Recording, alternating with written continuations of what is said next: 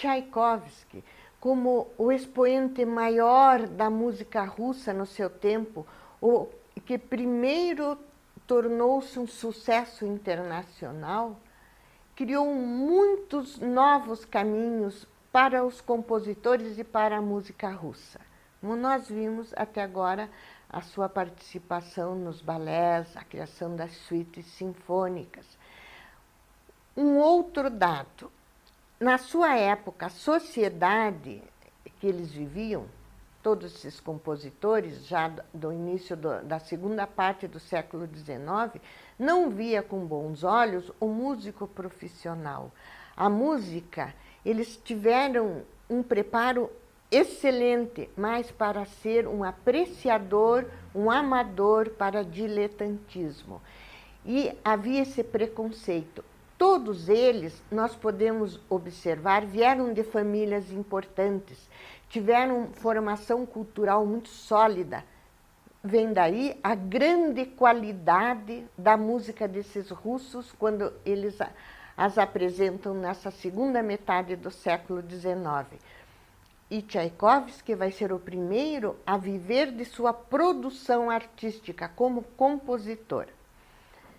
Rimsky-Korsakov foi seu contemporâneo. Nasceu 4 anos depois, pouco mais novo, mas viveu mais. Ele faleceu aos 64 anos.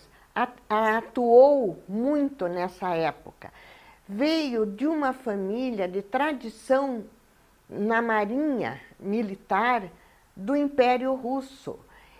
Ele, desde criança, era fascinado pelo mar e, aos 10 anos, já foi encaminhado para a escola naval para seguir a tradição familiar. Mas a música era importante e ele vinha com uma formação musical da família, desde criança, muito boa. Ele teve uma inteligência, associou o seu trabalho a música, tornou-se um chefe de banda naval. Isso foi importantíssimo por muitos anos, porque ele teve a oportunidade de conhecer e vivenciar os instrumentos de sopro das madeiras e dos metais e, com isso, desenvolver a sua capacidade nata de grande orquestrador. Ele foi um grande orquestrador no mesmo nível de Tchaikovsky.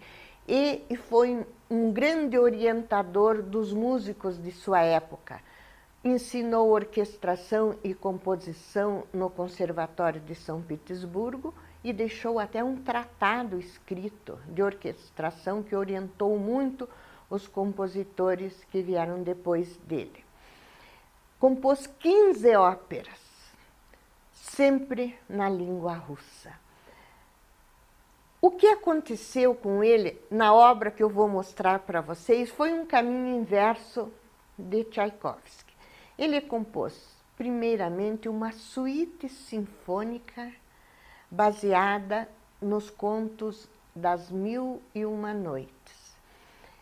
E as Mil e Uma Noites, na época de Tchaikovsky e Korsakov, os russos em geral, atraía muito, porque o Oriente, o orientalismo, foi muito desenvolvido na corte, no Império Russo dos czares.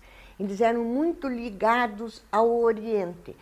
E essa coletânea, As Mil e Uma Noites, é uma coletânea de contos populares árabes da Ásia Meridional, da Ásia Oriental, e corria no Oriente. No século XVIII, começo do século XVIII, houve a primeira tradução para o francês e o Ocidente pôde ler essas histórias que tinha um conto condutor básico, que é a história de Sherazade.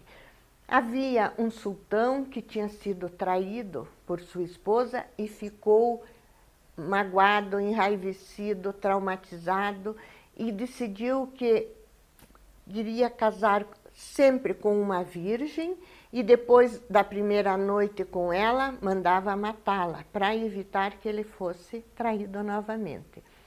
Isso se passou, várias foram executadas, até que chegou a vez de Sherazade.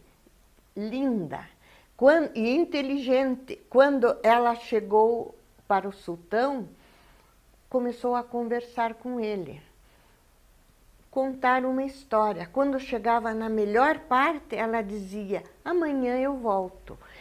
E com isso ela foi poupando a vida dele por 1001 noites, até que ele descobriu, sentiu que estava profundamente apaixonado e adquiriu a confiança nela.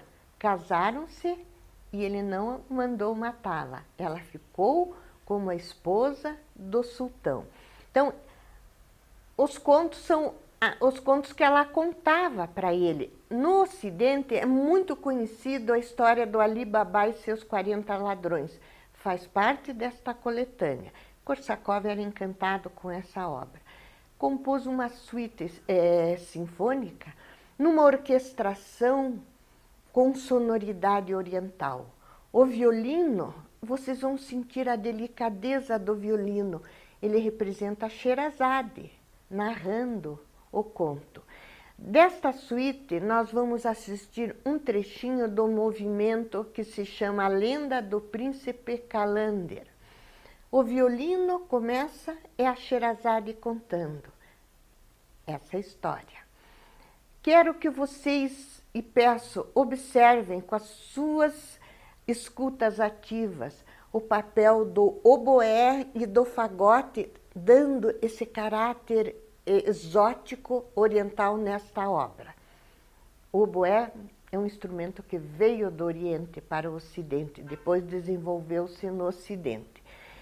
Interessante que alguns anos depois que Korsakov compôs a sua suíte sinfônica Sherazade, um coreógrafo de grande importância russo, Fokine, que depois da Revolução Russa foi viver em Nova York, fez uma coreografia belíssima.